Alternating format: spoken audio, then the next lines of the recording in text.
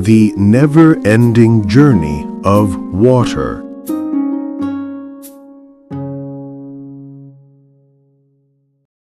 Water is one of the most important substances on Earth.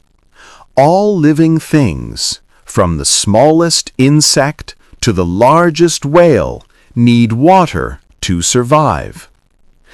The water you drink today might have been in a cloud over the Amazon rainforest last month, or deep in the Pacific Ocean years ago. This is because all the water on our planet is constantly moving in a great cycle called the water cycle. This process has been happening for billions of years and has four main stages: evaporation, condensation, precipitation, and collection. The first stage is evaporation. The sun is the engine that drives the entire water cycle. It heats up the water in our oceans, lakes, and rivers. As the water gets warmer, it turns into an invisible gas called water vapor. This process is called evaporation.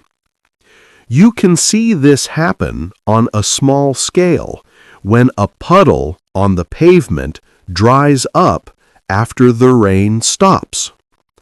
Water vapor is very light, so it rises up into the sky. Plants also release water vapor into the air through their leaves in a process called transpiration. The second stage is condensation. As the water vapor rises higher into the atmosphere, the air gets much colder.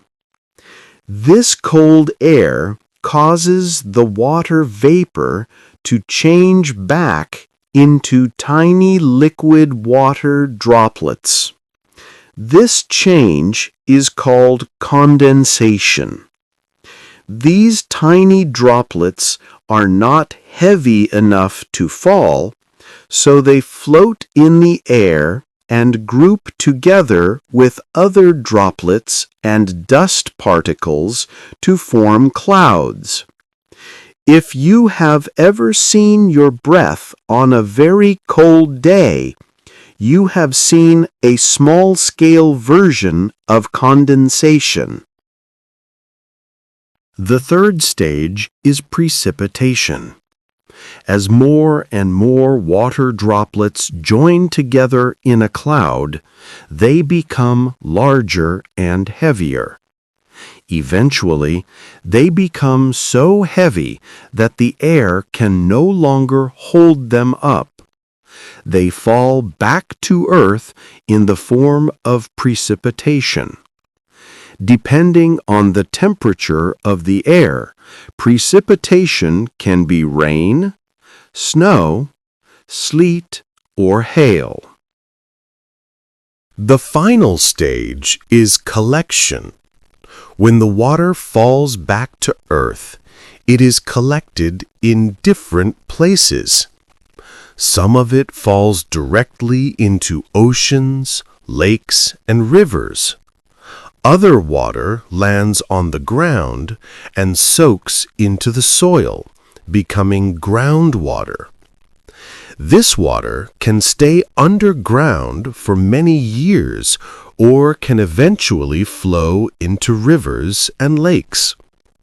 Water that falls on mountains as snow may stay there for months before it melts and flows down into rivers. From these collection spots, the sun's heat starts the process of evaporation all over again, and the never-ending journey of water continues.